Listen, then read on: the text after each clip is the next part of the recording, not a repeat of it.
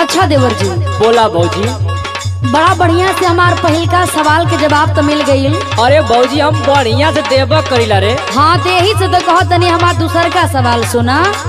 ना मनबू तो दूसर को पूछ के देखला। हाँ तो सुना। बोला।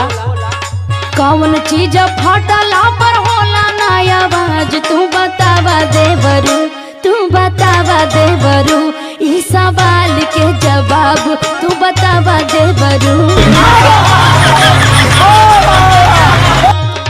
अरे भौजी हम ना जानते तू इतना अनपढ़ है रे।